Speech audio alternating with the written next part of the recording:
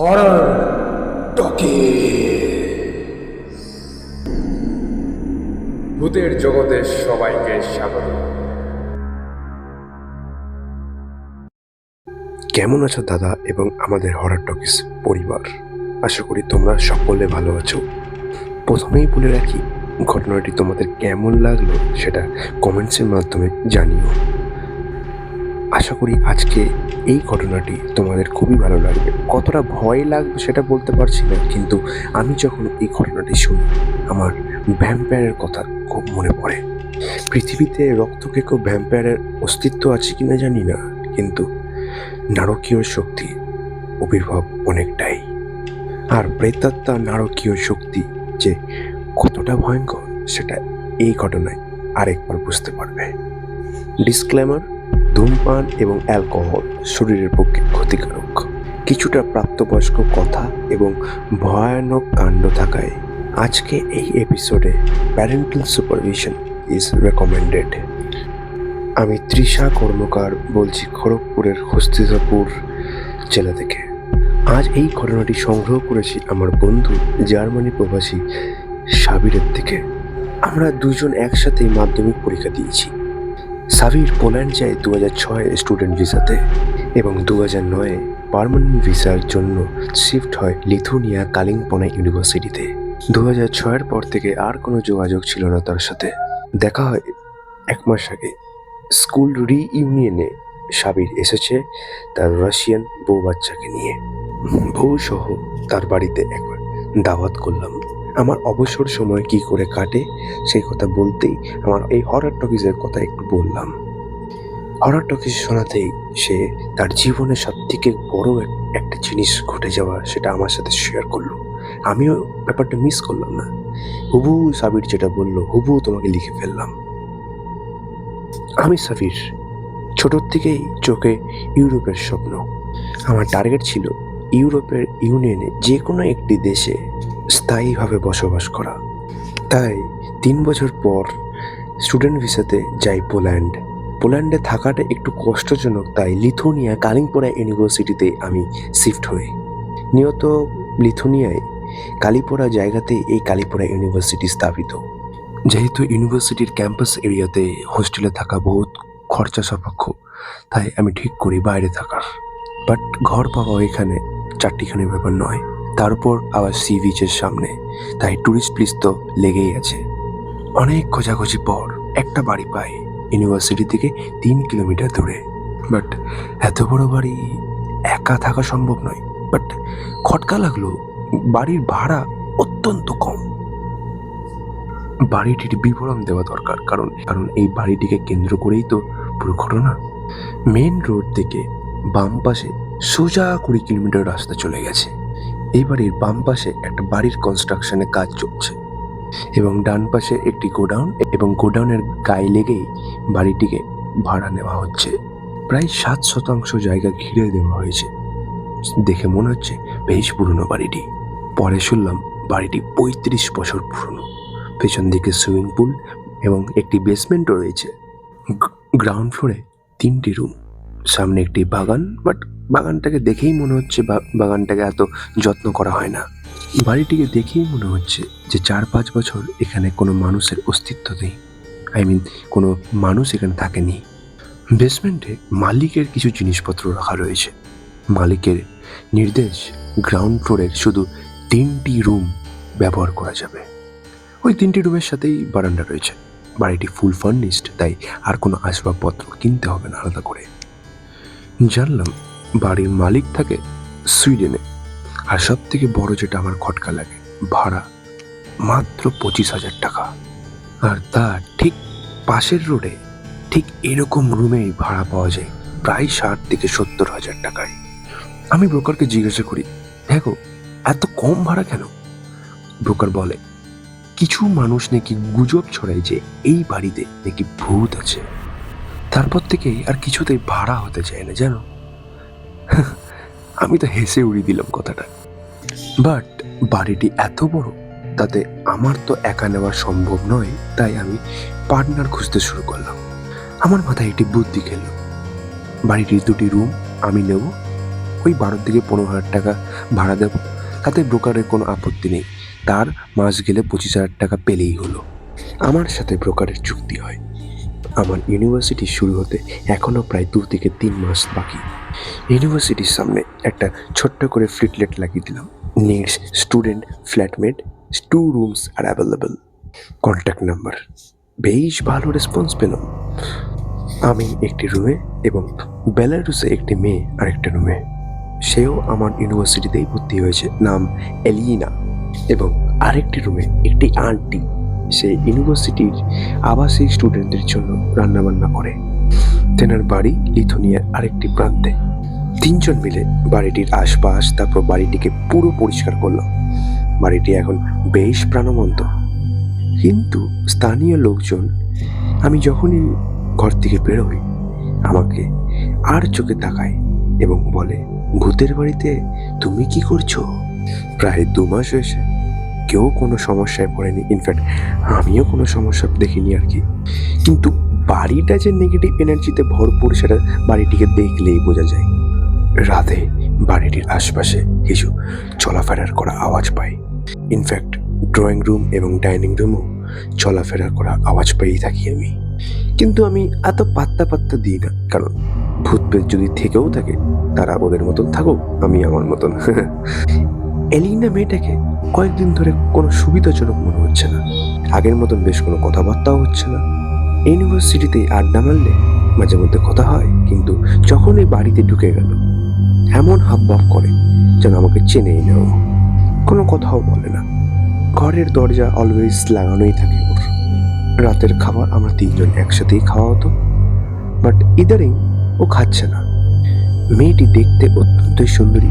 সুন্দরীদের প্রতিযোগিতা হলে এই মেয়ে 1 থেকে 3য় স্থান নিঘাত অর্জন করবে। মনে মনে বেশ মেয়েটিকে আমারও ভালো লাগে। একদিন রাত্রে আমি এবং আন্টি একসাথে বসে খাবার খাচ্ছিলাম। হঠাৎ এক আত্মচিৎকার।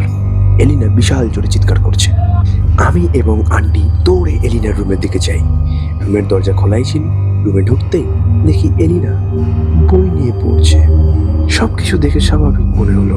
আমি ঢুকেই জিজ্ঞেস করলাম, তুমি কি চিৎকার করলে এলিনা? এলিনা বলে, কই না তো। আমি এবং আন্টি পুরো অবাক। কি হলো? তাহলে কি আমরা ভুল শুনলাম? আমি ঘরের আশপাশটা দেখলাম, সবকিছুই তো স্বাভাবিক। তাহলে আওয়াজটা এলো কোথা থেকে? এলিনা বলল, এই ছাড়ো তো, তোমরা হয়তো ভুল শুনেছ। তোমরা হয়তো বাইরের কোনো কুকুরের ডাক শুনে ছুটে এসছো। ব্যাপারটা খটকাটা আমাদের মন থেকে এখনো যায় না। অবাক।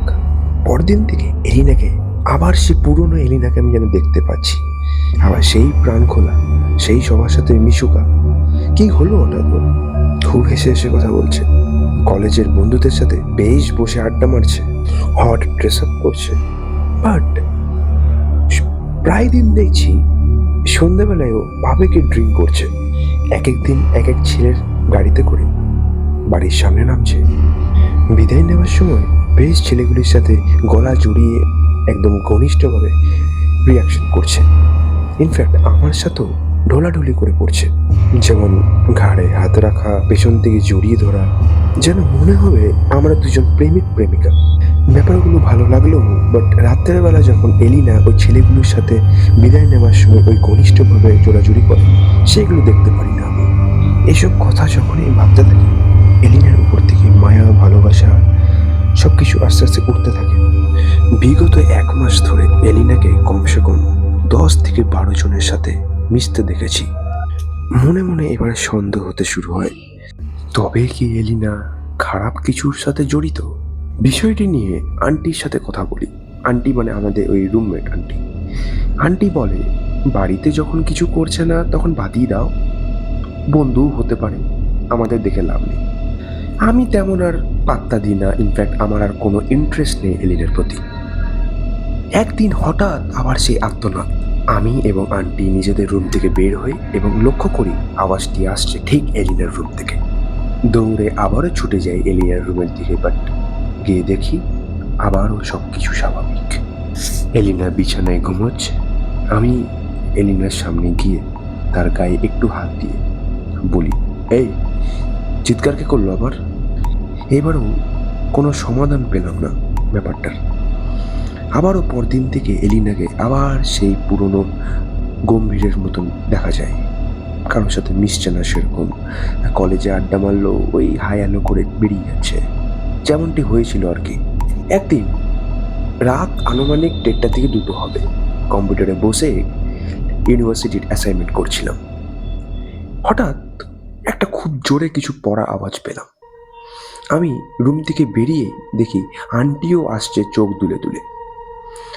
আমরা দুজন মিলে গিয়ে দেখি এলিনা ঘুমের ঘরে হাঁটাচলা করছে ড্রয়িং রুমে, ইনফ্যাক্ট ডাইনিং রুমও। তবে কি এলিনার স্লিপ ওয়াকিংয়ের রোগ আছে? আগে তো কোনোদিন দেখিনি। আমি এবং আন্টি মিলে এলিনাকে নিজের ঘরে শুয়ে দিয়ে এলাম।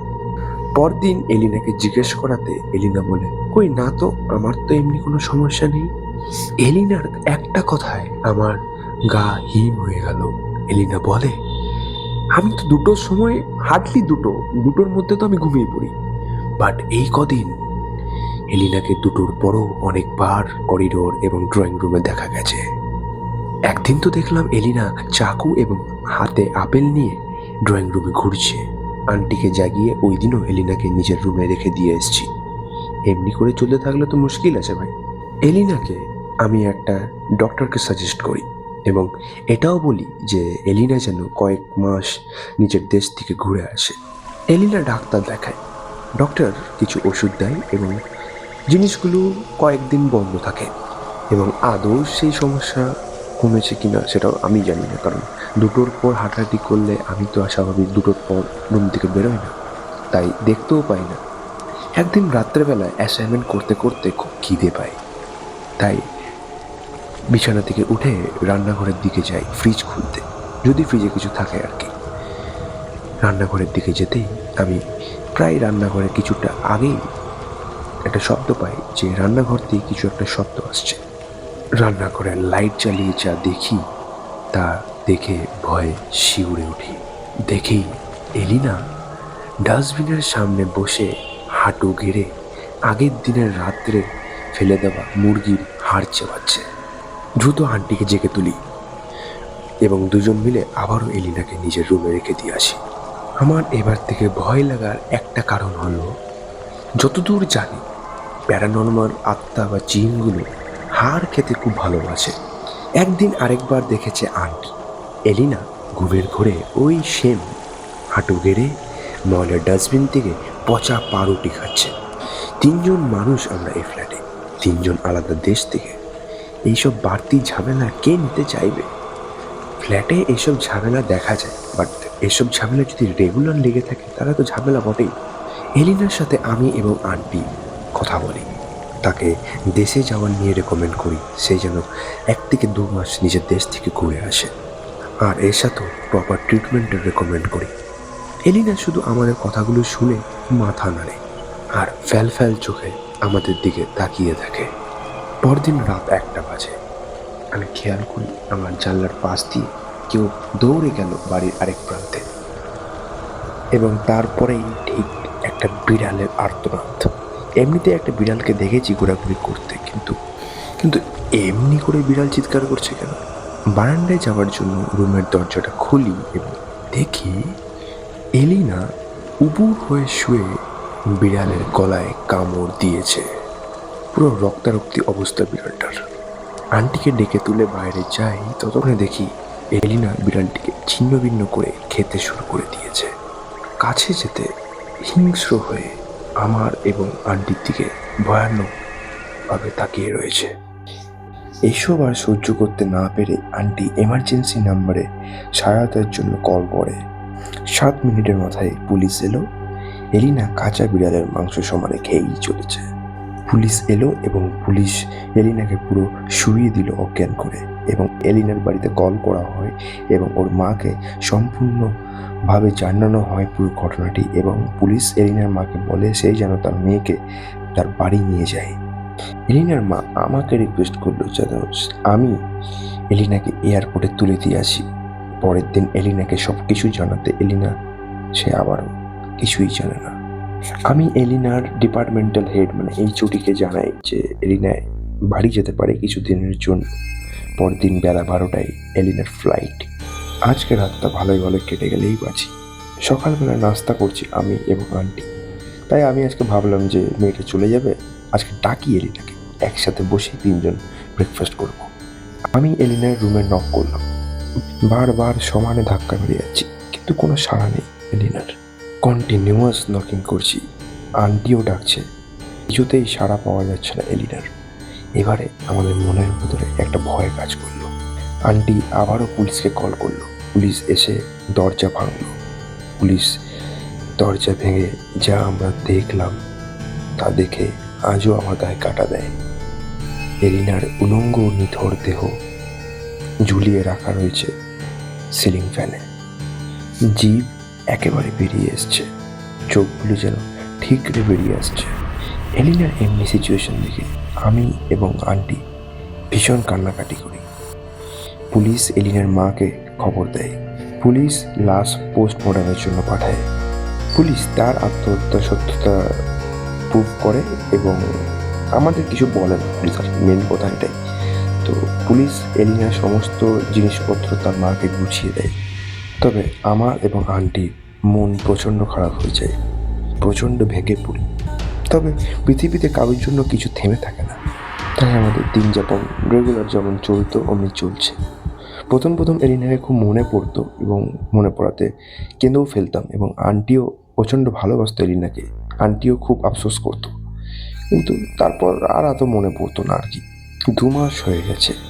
যেহেতু এলিনার রুমটা একদম ফাঁকা পড়ে আছে, তাই আবারও প্লেটলেট লাগিয়ে পড়ে ইউনিভার্সিটির বাইরে টাঙিয়ে দিই যে 1 রুম ইজ অ্যাভেলেবেল, কন্ট্যাক্ট।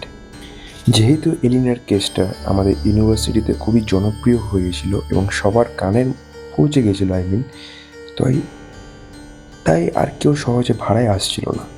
কয়েকদিন পর আন্টি আমাকে বলে যে আমি যদি এলিনার রুমে সিট করে যাই তাহলে আন্টি আর কয়েক মাস পর আন্টির মেয়ে এসে থাকবে আমার রুমে, কারণ আন্টির মেয়েও আমাদের ইউনিভার্সিটিতে ভর্তি হবে। আমিও রাজি হয়েছি, কারণ কেউ এলে আমাদের খরচটা কমবে। আমি আমার জিনিসপত্র নিয়ে অভিশপ্ত রুমে পার হই। কেন অভিশপ্ত বললাম তা ধীরে ধীরে ক্রমশ জানতে পারবে।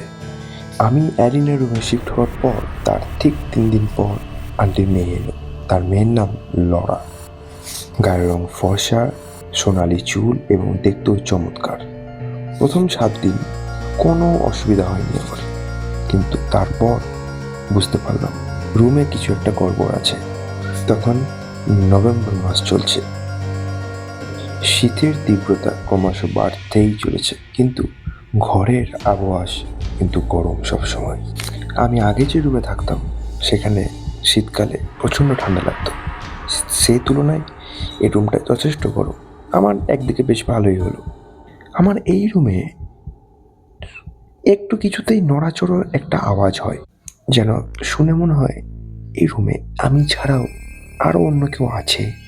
আমি বরাবরই সাহসী। এসব প্যারানর্মাল সিচুয়েশনে কোনোদিনও ভয় পাওয়ার মতন ছেলে কম আমি নই। লড়ার সাথে আমার বেশ ফ্রেন্ডশিপ হয়। ইউনিভার্সিটির বিভিন্ন সিচুয়েশনে নিয়ে কথাবার্তা হয়, স্টাডি রিলেটেডও কথাবার্তা হয়। মাঝে মধ্যে ওকে নিয়ে আমি বিচেও যাই ঘুরতে। কোনো কেনাকাটা বা আনুষঙ্গিক কিছু লাগলে একসাথেই দুজন যায় মার্কেটে। কিন্তু যত সমস্যা শুরু হয় যখন রাতে আমি একা থাকি, বেডে শুয়ে থাকলেও যেন মনে হয় পাশে কেউ শুয়ে আছে। যেহেতু এই রোডে কোনো গাড়ি চলাচলা করে না, তাই চারিদিক নিস্তব্ধ এবং চারিপাশে কোনো বাড়িঘরও নেই। তাই রাত বাড়লে এলাকা আরও নিস্তব্ধ হয়ে যায়। মাঝে মধ্যে রাত্রেবেলা ফিস ফিস করে কথা বলার কারো শব্দ শোনা যায়। ফিস ফিস শব্দটা ভালো করে শুনতে গেলে আর শোনা যায় না। বিষয়টা লড়া এবং আন্টির সাথে শেয়ার করি। আন্টি বলে আমরা একটা মেন্টাল ট্রমার মধ্যে আছি। রিসেন্টলি এই ঘটনাটা ঘটেছে, তাই এইসব বেশি কিছু না ভেবে রেগুলার দিন যাপন করো। একদিন আমি, আন্টি এবং লড়া 3 জন মিলে ব্রেকফাস্ট করছি। আমার সেই আর্তনাদ, এই আর্তনাদ আমাদের কাছে নতুন নয়। আমি এবং আন্টি এই আর্তনাদ আগেও শুনেছি। আর্তনাদ শুনে আমরা 3 জন ছুটতে গেলাম আমার রুমের দিকে, কিন্তু আবার সে একই অবস্থা। এই চিৎকারের কোথা থেকে আসছে তা আমাদের কাছে আজও ইনকমপ্লিট। ওই দিন রাত্রেবেলা ঘুমোচ্ছি, তখন হঠাৎ বিভৎস ঠান্ডা লাগতে শুরু করে। আমি ঘুম থেকে উঠবো না ঘুমোবো এবং ঘুম থেকে উঠে পড়ে ঠান্ডার ব্যবস্থা করব তা কিছুই বুঝতে পারছি না। তা আমি ঘুমোতে ঘুমোতে ভাবি কি করব। হঠাৎ দুটো মেয়ের কথোপকথনে ফিসফিস করে কিছু কথা শুনতে পাই।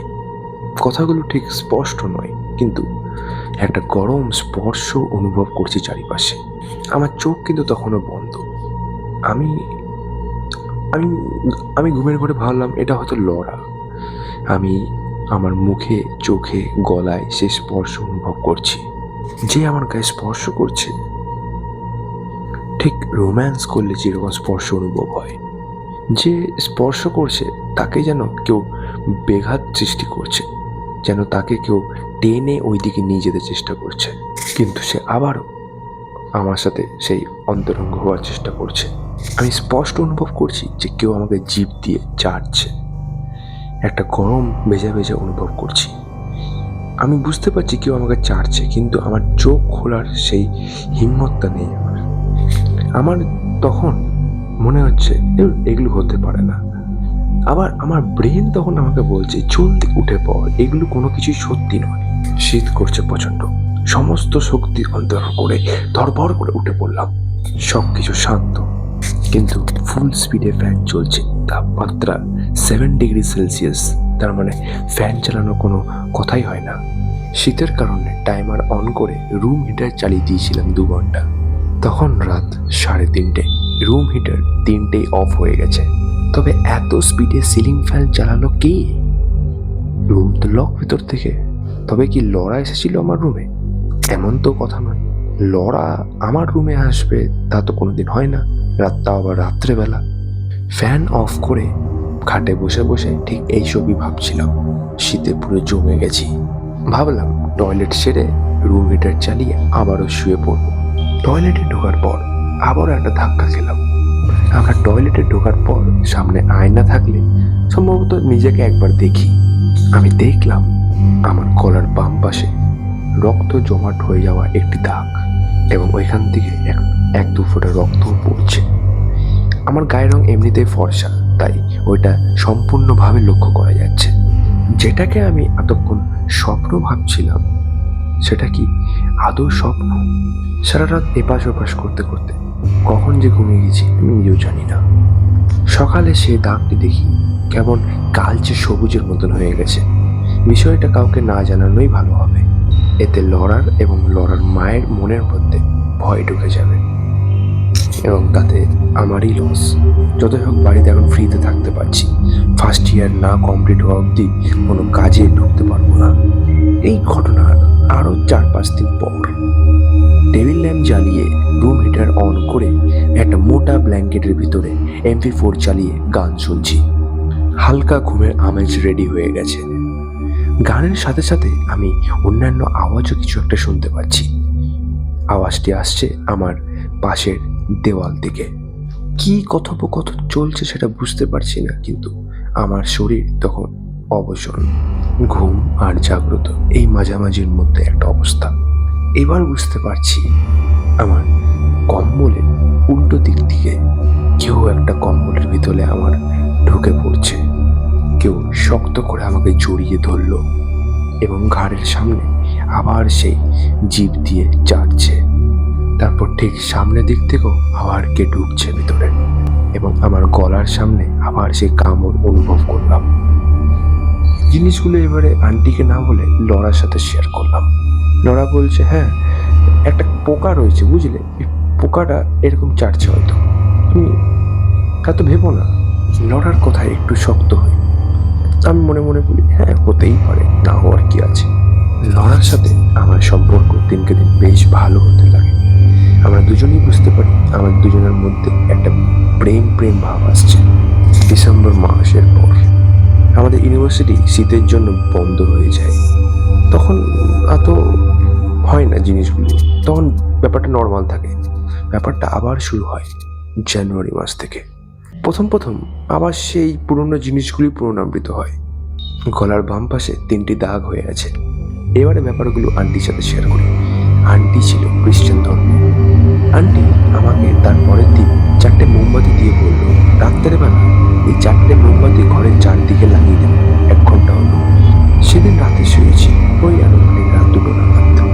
হঠাৎ ঘুমের ঘরে টের পাই আমি নিঃশ্বাস দিতে পারছি না, দম আটকে যাচ্ছে। আমি জোরে জোরে চিৎকার করতে থাকি, একটু পরেই আবার সে নর্মাল ঠিক হয়ে যায়। আন্টি এবং লরা আমার শরীর ঝাঁকাতে থাকে। আমি নিজেকে দেখতে পাই টয়লেটের মেঝেতে, আমার পুরো মাথা ভেজা, এবং আমি দেখি আমার সামনে বড় একটা জলের বালতি। আমাকে ঘরে আনা হয়। আন্টি আমার জামা চেঞ্জ করে দেয়, কারণ জামাটা পুরো ভিজে গিয়েছিল। আমি জানতে পারলাম আমি নাকি বাথরুমে ওই জলের বালতিতে একবার মাথা চোবচ্ছিলাম, আবার বার করছিলাম। ওই দিন এত ঠান্ডা লাগছিল আর আমার ওই রুমে ঢোকার সাহস হলো না, তাই 3জন মিলেই ডাইনিং রুমে সেই রাতটা কাটিয়ে দিলাম। আমরা 3জন ডিসকাস করি, বুঝলে এই রুমেই মনে কোনো সমস্যা আছে। পরদিন আমি থাকতে শুরু করলাম ডাইনিং রুমে, 3টে রুমের একদম ঠিক মধ্যেখানে। রাত্রেবেলা আমি আমার ওই রুমে আর ঢুকি না। দিনের বেলায় টয়লেট এবং স্নানের বেলায় শুধু ঢুকি আমার ওই রুমে। রাত্রেবেলায় টয়লেট গেলে আমার ওই ডাইনিং রুমেই টয়লেটটা ইউজ করি আর কি। ঠিক 1 মাস পর, মানে ফেব্রুয়ারি, আমি বাকি সব ঠিকঠাকই চলছিল। আমি আমার জিনিসপত্র ড্রয়িং রুমে শিফট করার সিদ্ধান্ত নিই আর কি, কারণ আমি আমার ওই অভিশপ্ত রুমে আর ঢুকবো না।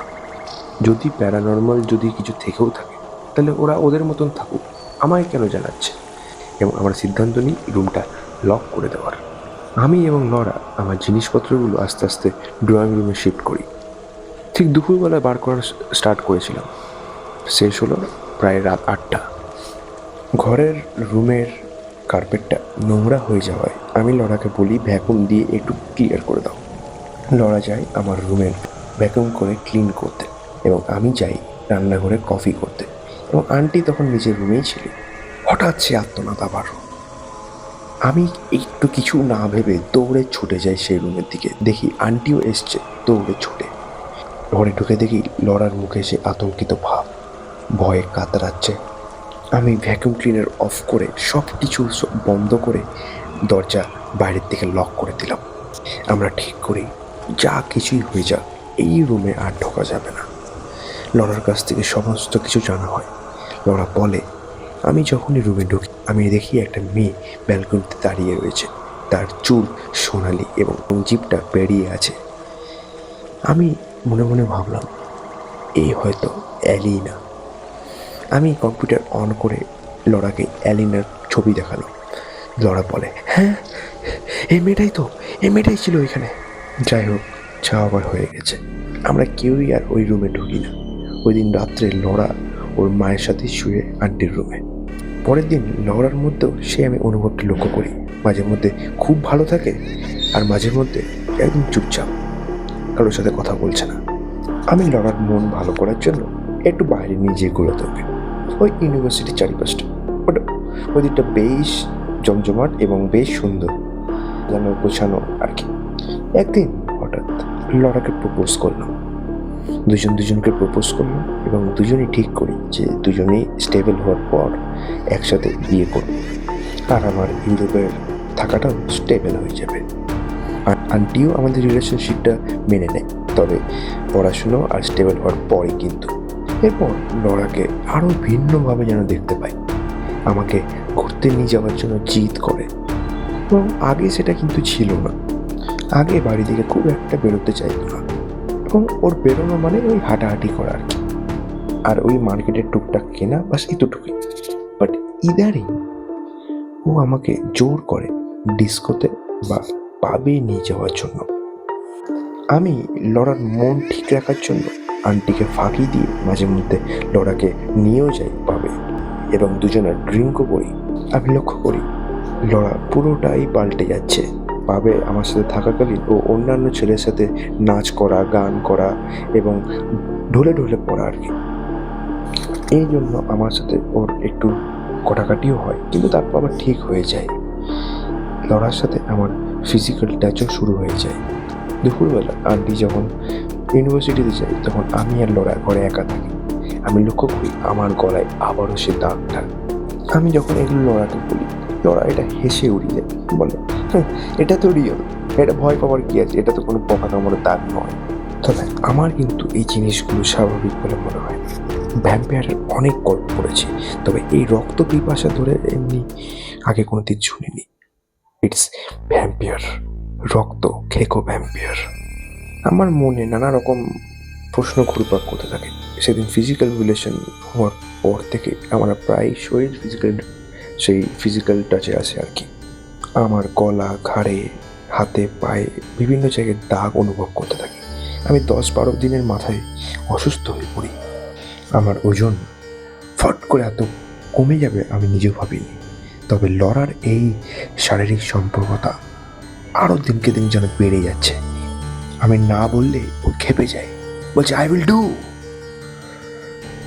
আমার ওজন 1 মাসের মধ্যে 13 কেজিতে নেমে যায়। প্রায় দিন রাত্রে আমার জ্বর আসছে, প্রায় দিন।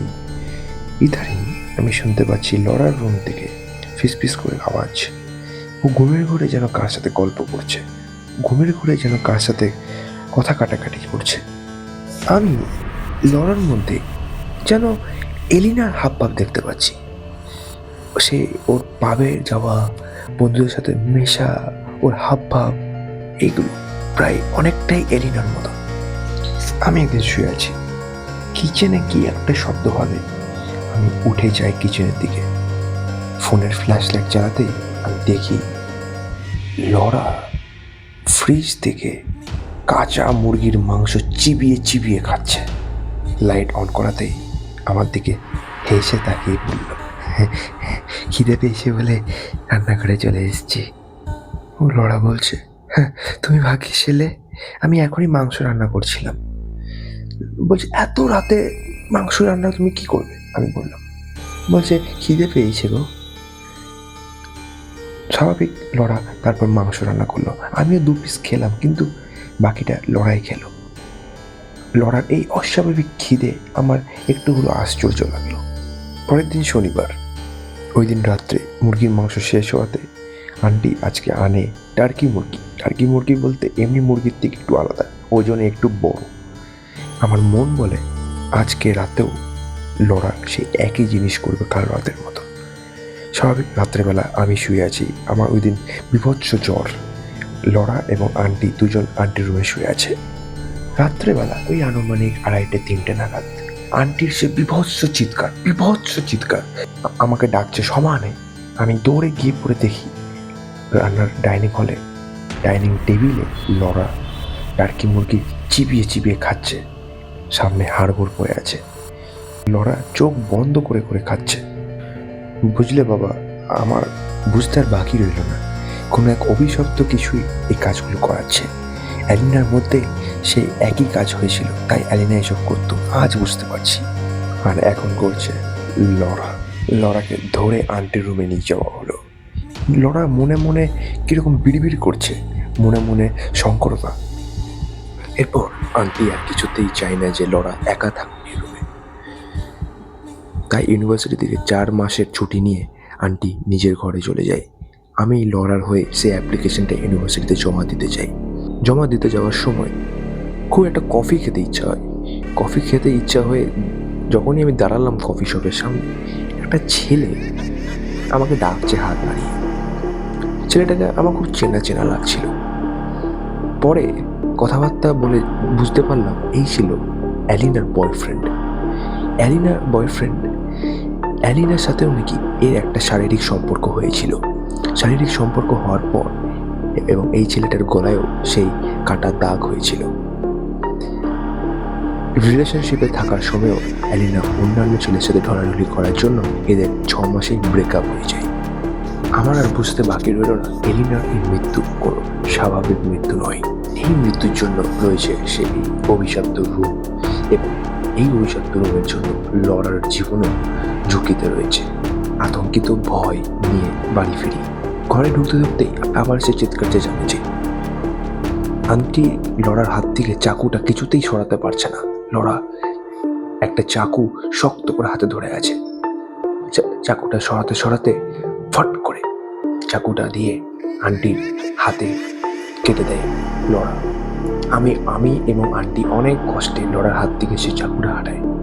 আন্টির হাত থেকে সমানে রক্ত পড়ছে এবং আশ্চর্য, লড়া সেই রক্ত চেটে চেটে খাচ্ছে। আন্টি তার ভাইকে খবর দেয়। তার ভাই একটি খ্রিস্টান পাদ্রীকেও আনছে। খ্রিস্টান পাদ্রী বলতে আমাদের যেমন ইন্ডিয়াতে ওঝা বা তান্ত্রিক এসব হয়, কিন্তু ওঝা তান্ত্রিক তো আর ওইখানে পাওয়া যাবে না, তাই খ্রিস্টান পাদ্রী। এই পাদ্রী যেন এসব ভূত প্রেত এবং এই এক্সোরসিজম হিসেবে খুবই পাকাপোক্ত। এক্সোরসিজম মানে হচ্ছে প্যারানর্মাল অ্যাক্টিভিটি, মানে ভূত প্রেত এসব হাঁটানো। যেমন আমাদের দেশে যেমন তান্ত্রিক, ঠিক এদের দেশে খ্রিস্টান পাদ্রী। রাতের বেলায় তার ভাই এবং খ্রিস্টান পাদ্রী আসে। খ্রিস্টান পাদ্রীর সাথে একজন সহকর্মী মহিলাও আসে। তান্ত্রিক আসাতেই সেই রুমটা খুলে দেওয়া হয়। তান্ত্রিক সেই রুমে ঢুকেই একটা বোতল থেকে কি একটা জল বার করে গোটা ঘরে ছিটিয়ে দিল। যেন দেখে মনে হলো সেই গরমের আবহাওয়াটা আস্তে আস্তে ঠান্ডায় পরিণত হয়ে গেল। আমার দেখে মনে হলো এই জলই হচ্ছে সেই ওই গরম আবহাওয়াটার হাঁটানোর রিমোট। তারপর ওই মহিলা সহকর্মীকে মধ্যেখানে শুয়ে তার চারিপাশে 4টে ক্যান্ডেল জ্বালিয়ে দেওয়া হলো। তারপর 15 মিনিট টানা কি একটা মন্ত্র পড়ে মহিলাটাকে আমরা দেখতে পাই মহিলাটি কি একটা বিড়বিড় করছে। তারপর 20 মিনিট পর তান্ত্রিক আমাদেরকে বলে এখানে অ্যালিনা ছাড়াও আরো 2টি আত্মা রয়েছে। এই 2টি আত্মা বিভৎস শক্তিশালী। এই 2টি আত্মাকে হাঁটানোর ক্ষমতা আমার নেই, তবে আমি বলবো তোমরা যত তাড়াতাড়ি সম্ভব এই ঘর ছেড়ে দিতে, তাতে লড়ারও খুব সাহায্য হয়, তাদের লড়ারও প্রাণ বেঁচে যাবে। তাই আমরা ডিসাইড করি এই ঘরে আর থাকবো না, আমরা চলে যাই। কয়েক মাস পর পুলিশ স্টেশন থেকে আমাদেরকে কল করা হয়। আমি, লরা এবং আন্টি 3জনই যাই। আমাদেরকে বলা হয় ওই রুমে নাকি আরো 2জনের সুসাইড হয়েছে। তারপর 4 দিন পরেও আবার একটা খবর আছে যে একটা মেয়ে নাকি ওই রুমে ছুরি দিয়ে নিজের গলা কেটে সুসাইড করেছে। অ্যালিনার যেহেতু মৃত্যু হয়েছে, তাই পুলিশ আমাদের কাছ থেকে প্রপার ইনফরমেশন নেওয়ার জন্যই আমাদেরকে কল করেছিল। পুলিশ ঘরটিকে পুরো অভিশপ্ত ডিক্লেয়ার করে এবং ডিসাইড করে ঘরটি ভেঙে ফেলার। ঘরটি ভেঙে ফেলার পর ওই রুমটি থেকে 2টি কঙ্কাল উদ্ধার হয়। এই ছিল ঘটনা। এবারে যদি তুমি বলো যে এই ঘটনার মেন উদ্দেশ্য কি, প্রায় ওই 100 বছর আগে একটা মেক্সিকান লোক এই ঘরটা করেছিল। তার ছিল 3টি মেয়ে। একজনের বয়স ছিল 27, একজনের বয়স ছিল 24 এবং আরেকজনের বয়স ছিল 19 বছর। 24 বছরের মেয়েটি পাব, নাইট পার্টি, বয়ফ্রেন্ড এসব করত। বোনের মধ্যে কিছু একটা ঝামেলা হওয়াতে 2 বোন মিলে ওই মেজ বোনকে, মানে ওই যার ওই 24 বছর বয়স, তাকে বালিশ চাপা দিয়ে মেরে ফেলে। এবং মেজ বোনকে মেরে ফেলার জন্য বড় বোন খুব আফসোস করে, তাই ছুরি দিয়ে সে নিজের পেটে আঘাত করে এবং সেও মারা যায়। মেক্সিকান লোকটি 2 মেয়েরকে পুলিশের হাত থেকে বাঁচানোর জন্য 2 মেয়ের লাশটি দেয়ালের মধ্যেখানে ঢুকিয়ে বাড়ি সিল করে বাইরে চলে যায়। আরেকটি মেয়ে, যে সব থেকে ছোট ছিল 19 বছর, সেও ডিপ্রেশনে এবং পাগল হয়ে যায় এবং ঘুমের ওষুধ খেয়ে সেও সুসাইড করে। পরে মেক্সিকান লোকটি ঘরটি সিল করে সব কিছু এবং ব্রোকারের থ্রু দিয়ে হেল্প করে এবং ব্রোকারের হেল্প নিয়ে ঘরটি ভাড়া দেওয়ার ব্যবস্থা করে। এটাই ছিল ফুল ঘটনা। দাদা, ভালো লাগলে অবশ্যই শেয়ার করো। জানি গল্পটা অনেক বড়, আশা করি তোমাদের ভালো লাগবে। দুর্দান্ত লেভেলের একটি ঘটনা। আশা করি হরর টকিজে প্রথমবার এত বড় ঘটনা আমি শেয়ার করলাম আমাদের হরর টকিজ ফ্যামিলি পেজে। তৃষাকে জানাই অসংখ্য ধন্যবাদ। বিশেষ করে তৃষার বন্ধু সাবিরের সাথে এই ঘটনাটি ঘটেছিল মানছি, কিন্তু তৃষাকে জানাই অসংখ্য ধন্যবাদ আমাদেরকে এই ঘটনা উপহার দেওয়ার জন্য। ভাই, এইসব ঘটনা আমি বইয়ে পড়েছি বা কারোর মুখ থেকে শুনেছি, কিন্তু এমনি ঘটনা যে বাস্তবও ঘটতে পারে, আমার ইটস কল্পনার বাইরে। ভাই, হ্যাটস অফ তৃষাকে জানাই অসংখ্য ধন্যবাদ। যত ধন্যবাদ জানাই তত কম করা হবে তৃষাকে। আশা করি হরর টকিজ ফ্যামিলি মেম্বারদেরও এই ঘটনাটি মারাত্মক লেগেছে। ভালো লাগলে অবশ্যই লাইক, শেয়ার, সাবস্ক্রাইব করতে ভুলো না। মানছি অনেক বড় গল্প, কিন্তু দারুণ লেভেলের ঘটনা। Thank you. দেখা হচ্ছে পরের নম্বর এপিসোডে, ঠিক রাত 11টায়। শুনতে ভুলো না হরর টকিজ।